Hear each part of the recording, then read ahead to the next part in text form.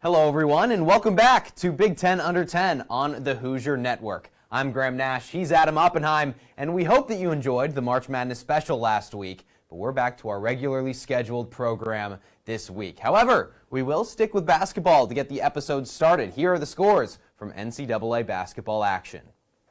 2-seed Michigan State was the only Big Ten team to make it out of the Sweet 16 this year. They took down 6-seed Ole Miss by the hair of their chinny chin chins, winning by 3. As for the Fallen Soldiers, 4-seed Maryland lost by 16 to 1-seed Florida. 5-seed Michigan lost to top-seed Auburn by 13, and 4-seed Purdue lost in a heartbreaker in Indianapolis at the buzzer to 1-seed Houston. In the Elite Eight, Michigan State fell to 1-seed Auburn by 6, meaning no Big Ten teams remain in the NCAA tournament, and only 1 seeds advance to the Final Four this March. Adam, let's turn back to you and start with Michigan State. The Spartans clubbed it close with Auburn, but couldn't get the win at the end of the day. How did the Tigers pull this win out? Well, it started at the beginning. They got off to a 23-8 start midway through the first half. It was Janai Broom, who's going to be the National Player of the Year or runner-up to Cooper Flagg from Duke. He had 25 points, 10 for 13 from the floor, hit both of his threes, and had 14 rebounds. The thing is, for Michigan State, they limited pretty much everyone else on Auburn.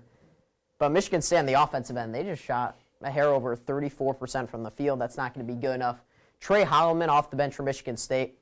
I think we talked about in a past show, Trey Holloman was like, 9-0 or 10-0 when he was in the starting lineup because he's been so effective this year. Not so much in this game. 0 for 10 from the field, 0 for 5 from 3, 2 turnovers. Jaden Akins had 15 points, 3 threes, but most of those came when the game was honestly over.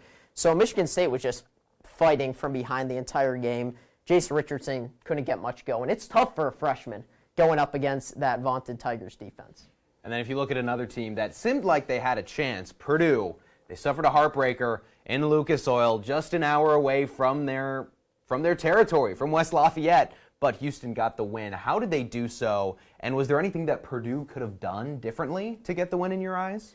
Well, the inbounds play at the end of the game, that was Miles Uzan, who inbounded the ball, got it right back, and laid it in with like a second to go.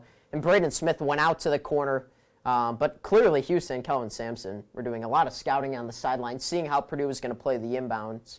And then you really don't see that a lot. The inbounder get the ball back, but on a layup, not on a three-point shot or a mid-range.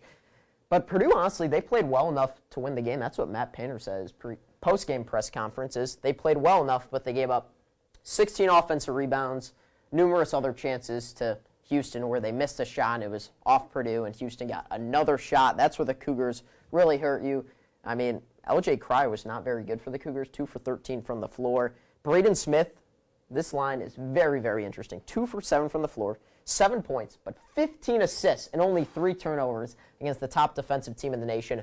Braden Smith, was absolutely terrific in that game, was getting doubled the entire game, but found ways to get rid of the ball. And Purdue was just 1 or 2 shots or defensive plays away from actually winning against a Houston team I honestly thought they had no conversation winning the game against.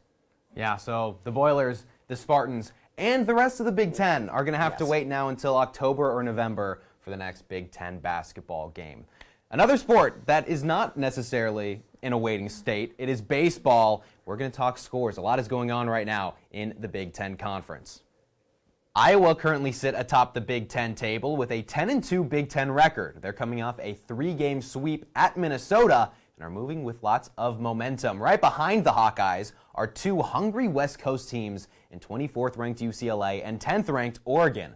The Bruins are also 10-2 in the Big Ten and are coming off a 3-game sweep. UCLA took down Purdue on the road in West Lafayette. As for the Ducks, they're 8-4 in Big Ten play and are coming off a series loss against Ohio State in Columbus. Keeping tabs on other successful Big Ten teams, Nebraska are off to a poor start in Big Ten play and currently sit in a tie for last in the conference. That being said, they did just beat 5th-ranked Oregon State in a 3-game series, so that has the potential to kickstart them back into 2024 form when they won the Big Ten tournament. Lastly, Indiana is 6-6 in the Big Ten and are coming off a series loss at home to unranked USC.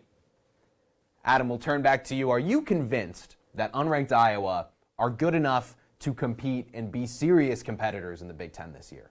Absolutely, I think they can be serious competitors. I think they've shown that throughout the non-conference and working into the conference schedule.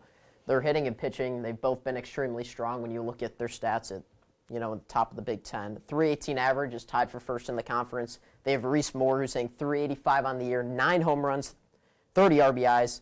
Cade Obermueller, 2.95 ERA in 7 games started.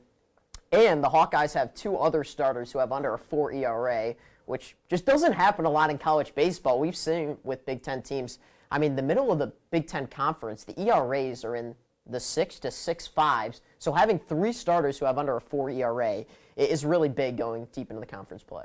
Let's talk about some of those teams that haven't had a great start. Take, for example, Nebraska and Indiana, who played really well last year but haven't seemed to have that firepower thus far. Can they get a last-minute kick to be competitors in the conference? Well, let's start with Indiana. The bats are clearly phenomenal. They are probably the best in the Big Ten. But the pitching has been absolutely dreadful this year. They were up 12-3 against USC this weekend and lost the game at 13-12.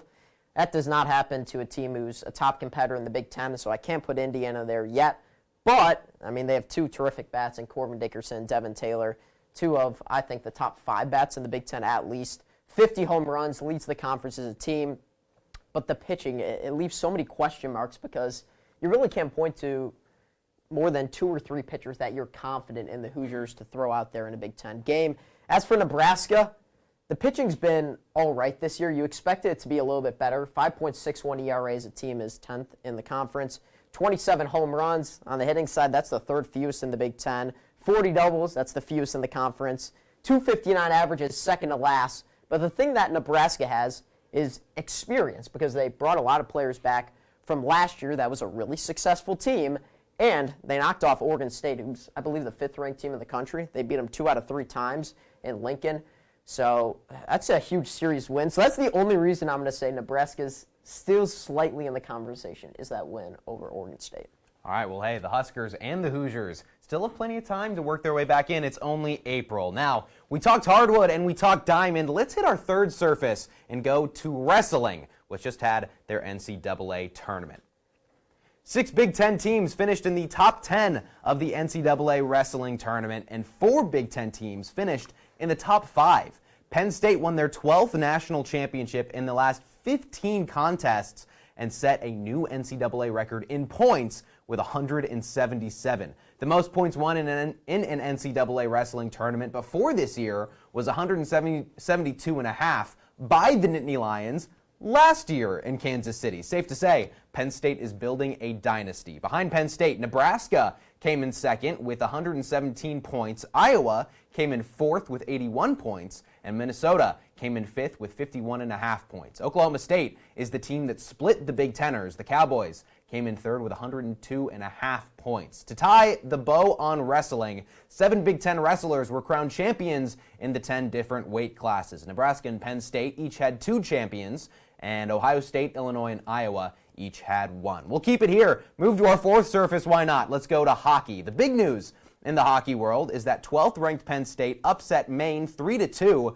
to advance to the NCAA tournament quarterfinals. Penn State is the only Big Ten team to make it to the Final 8 in the NCAA tournament. Minnesota, Michigan State, and Ohio State all lost in the opening round despite all of them being ranked higher than Penn State nationally headed into the tournament. Penn State will play Boston University in their Frozen Four matchup this Thursday at 8:30 p.m. Eastern on ESPN2 and ESPN+. To close out today's show, swim and dive competed in the NCAA championships last week, and Texas came out on top with 490 points. The Longhorns claimed their 16th NCAA title and their first since 2021. As for the Big Ten teams, the Indiana Hoosiers placed the highest, finishing 3rd with 459 points, just 31 behind Texas. Michigan finished the 2nd highest out of the Big Ten teams, coming in 11th with 98.5 points. USC, Ohio State, and Purdue filled out 15th, 16th, and 17th, with Wisconsin finishing in 22nd to round out Big Ten teams in the top 25. And that is going to wrap up today's show. Huge thanks to our producer Colin Dusek and teleprompter Henry Thuss for making all of this possible. Be sure to subscribe and follow us on Twitter and Instagram at B1G_under10, and check back in later this week for our next episode of Big Ten Under 10.